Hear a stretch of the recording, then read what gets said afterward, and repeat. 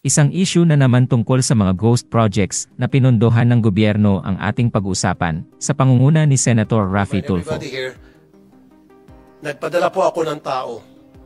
Kahit na malayo, all the way to Ilocos, nagpadala po ako ng tao ko para mag-inspeksyon at para i-video, i-record yung kanyang nakita doon at para mag-interview ng mga taong naroroon. So this time, hindi nyo na po pwedeng pasinungalingan. Dahil kapag magsinungaling kayo rito, you will be cited in contempt at kayo po ay makukulong doon sa baba. Bago magsimula ang video na ito, sana mag-subscribe kayo at follow sa aking channel, Breeder Adventures TV, para sa mga latest news at issue na nangyayari sa bansang Pilipinas. Maraming salamat po! Nagalit si Senator Raffy Tulfo sa mga namamahala ng proyekto na diumano may accomplishment reports pero hindi naman totoong nagawa ang mga ito. Pinagtataka niya bakit nakakapag-release ng pondo para sa kanila, subalit hindi naman totoong tinututukan ang paggawa sa mga proyekto na kanilang nirequest sa gobyerno. Sabi niya, walang puwang ang kasinungalingan sa loob ng Senado at tututukan ang issue na nangyayari. Halika at panoorin paano magalit si Senator Tulfo. Ay hindi totoo at luma na. Were they under oath, Your Honor? Kasi pwede natin sila cite in contempt later at pwede natin pakulong sa baba. Yes, Your Honor. The persons who testified the last time were all under oath, Your Honor. Kaya nga hinihingi namin yung mga affidavit dito eh. Yes, Your Honor. May mga nagsabi na hindi raw akma sa katotohanan. So gusto ko makita lahat yan.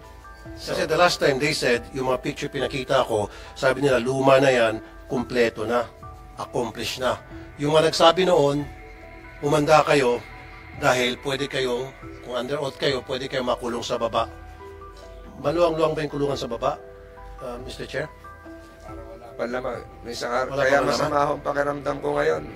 Senator Tulfo, doon ako nag-hearing sa Bilibid.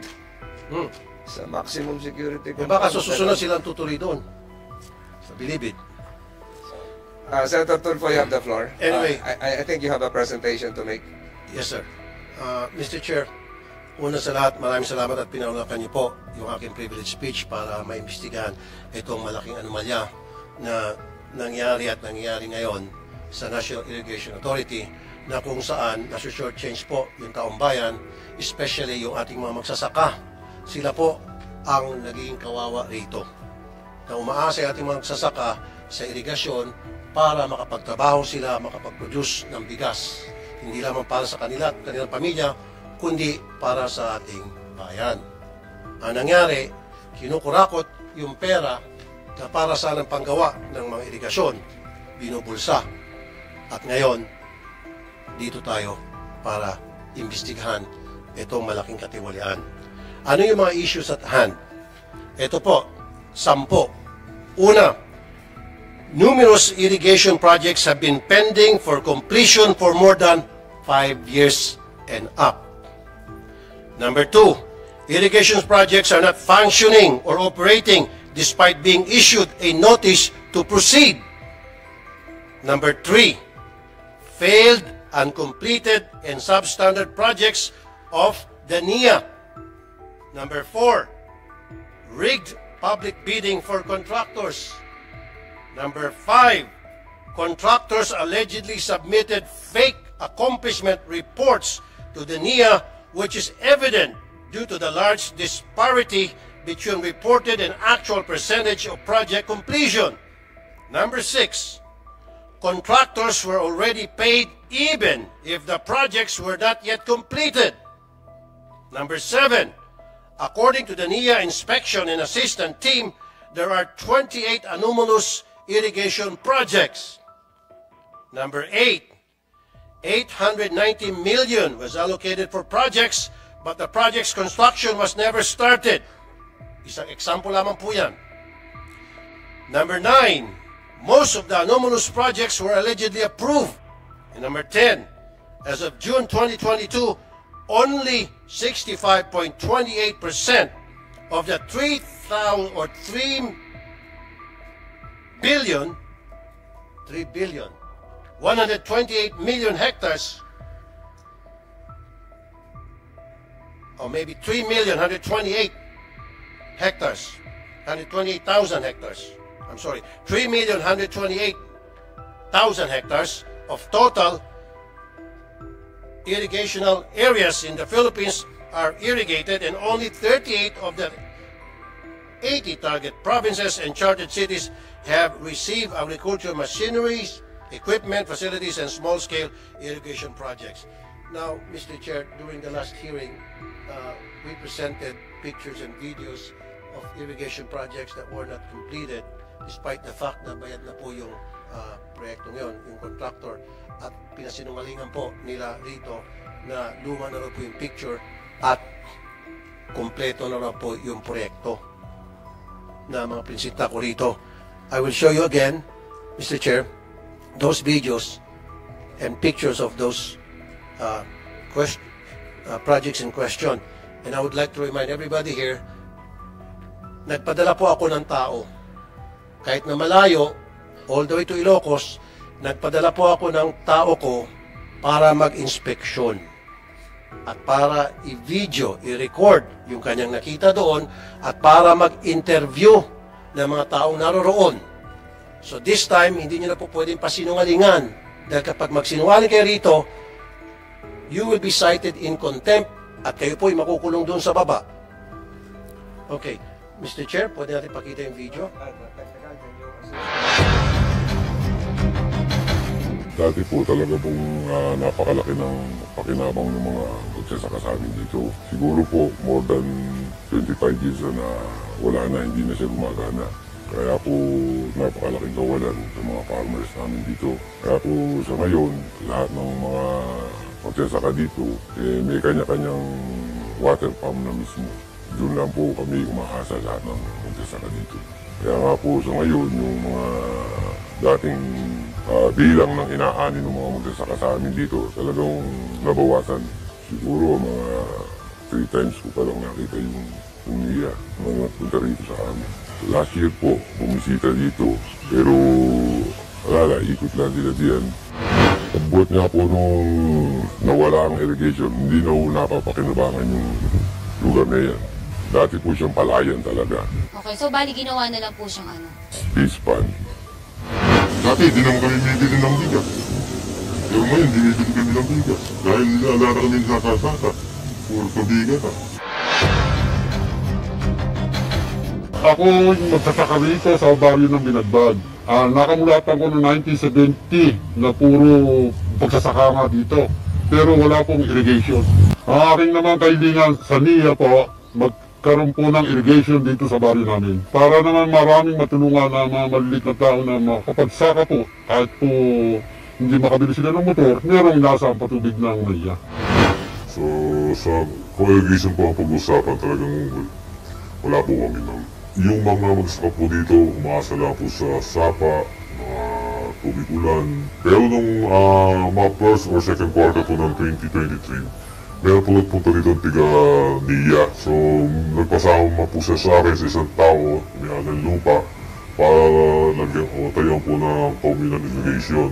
So, until now, hindi na po nagbalik. Dapat yung mga engineer, kompleto lang ng equipment at saka hindi yung kapalit-palit. Kung papalit-palit, hindi mo alam kung yung papalit mas malaking purapot yan. Iyan ang mahirap. Hindi ko na matandaan kung anong nahinto. Walang pundo. Yung supply ng tubig dito ayos naman pag yung tag-ulan, nakaka-supply naman lahat dito. Tapos pagdating ng yung summer na, yung mga pagpasok, medyo humihina na siya kasi bumababa na rin yung level ng tubig dito sa taas. Ang ginagawa na lang nila yung magamit na lang ng yung bomba, tapos yun yung ginagamit ng pompa tubig. Tuwing nasisira ang mga irigasyon namin, kami lang po ang nagre-repair. Lahat kaming mga magsasaka dito sa amin, natutulungan po. Wala namang pumupuntang NIA dito sa amin. Nananawagan po ako sa NIA, Sir, Ma'am, sana matugunan nyo ang aming problema sa aming irigasyon. Kaya silang-sila na po. Ito lang po ang pinagkukunan namin ng tubig sa aming palayan. Kung wala po ito, hindi kami po nabubuhay, ma'am. Yung Baguyos Communal namin, maganda yan, may uli yan. Pero bumagyo na, nawala na, nasira na. Pero ngayon, ginawa ng mga farmers, parang bayanihan po, nagawa na, kaya may tubig kami.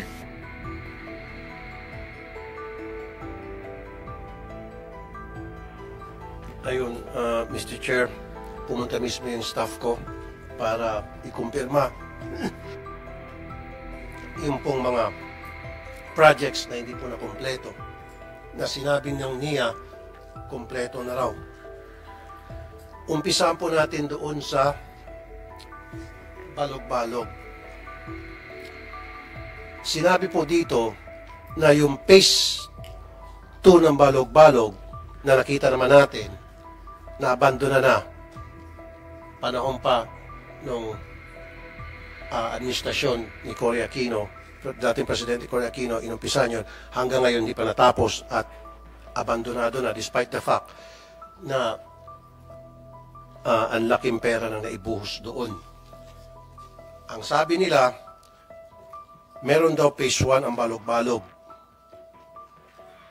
Phase 1, natapos na. Pumunta po yung reporter ko, wala po siyang nakitang Balog-Balog phase 1. Yun po muna ang unang tanong ko. Who can, is this part, Administrator Gillian, is this part of your affidavit o hindi? Yes, sir. Mr. Chair, good Pwede morning po. pakisagot yung tanong ni Senator Tulfo? Balog-Balog. Wala na dito yung mga tribo eh. Hindi na natin inimbitahan kasi medyo may kalayuan din para sa kanila. Mr. Chair, nandito naman po ang dating administrator kasi time po nila yon. And then sa Balog-Balog hearing natin last time, we asked for a copy of the Memorandum of Agreement na di umano hindi nyo natupad. So, can you explain that also? You have the floor, you can answer. Mr. Chair, good morning po. Since nandito naman po ang ating former administrator, General Bisaya, sir, pwede ko bang i-yield sa kanya yung microphone para ma-explain po niya yung... Kasi yes, General Bisaya, yung tanong ni Senator Tulfo, wala naman daw phase 1 yun eh. Since dekada na ata ito. Yes, sir. Thank you very much, sir. May I request na paki-flash lang po yung yung tungkol sa Balog-Balog. Meron din kayong video? The same? Bago to kay Senator Tulfo kasi last week lang siguro to. Ito yung pa-flash. Ano po yung pa-flash? Pero sir, can you answer the question? Sir? Can you answer the question of Senator Tulfo? Yes, sir. Actually, dalawa po talagang phases yan. The phase 1 that was implemented from 1999 to 2012 with a budget of 2.362 billion and servicing an area of about supposed to be 12,475 hectares. So, tapos na po yun. Nasa background yun ang Balog-Balog? Yun ba yun? Parang iba yan. Iba na to. Ito na ba yung Balog-Balog? Ito na nga po, sir. Yun ito sir, yung phase 1 na sinasabi. Which one? Alin dito? Itong may picture? Yes, sir. So, ito po yung service area niya, yung kulay green. No? And then, yung phase 2 po, ginawa po ito noong 2013 because during the time na etong phase 1 cannot really service yung 12,475 hectares dahil po pagka tag-init, nauubusan po ng hindi niya ma-service ang lahat. They came up with a study to come up with a high dam. Ito na nga po yung phase 2. So, supposed to be it started noong 2013 pero marami po kasing mga umayaw dito ng babatikos dahil ang gusto po nila series of dams. But then experts said that pinakamaganda at pinaka-beneficial sa lahat po ay yung high dam. So, itong phase 2, nai-award po sa ITP Guangxi before my time. Pero hindi nga po makapag-umpisa dahil po ang daming hinaharang. But when I took over as the administrator in 2017, I worked it out na magawa na ito kasi po matagal na. Okay, General Makasingit. Yes, sir. So sabi nyo maraming humaharang.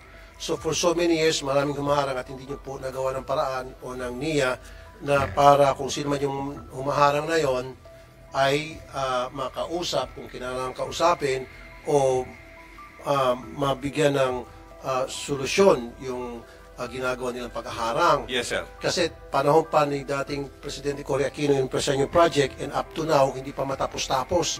Just imagine, so how many years na po yan? Yes, sir. And mind you, inabandonan po yan. Pumunta po yung staff ko doon, abandonado na po yan at marami pong nag-witness, mga pumunta rito na mga katutubo at sinabing abandonado na po. And yet, ito pong nakakahiya, sir, although this is no longer your time, Yes, sir. humingi pa po ng pang-maintenance. Inabandona na nga, bulok na nga, and yet, tumatanggap every year para sa maintenance ng isang bulok na proyekto. And we were informed, nung last hearing, by Engineer Gillen, na bigyan ng isa pang pagkakataon for another billions and billions of pesos, matatapos na raw by 2027. Yes, sir. Sir, actually po, sir, yung phase 2 ay ang marami na rin po na-accomplish doon. Ang hindi pa lang Sorry po, General, wala po na-accomplish doon. Inabandona na po. Abandonado na po talaga, sir. General. Yung ano po, sir, yung high dam at saka yung diversion Sorry po, tunnel abandonado po talaga. We were there, Yes, sir. my people went there, and then nandito po yung mga katutubo, at sabi nila, wala na po silang pakinabang doon, abandonado na, no, nothing. Okay? And then,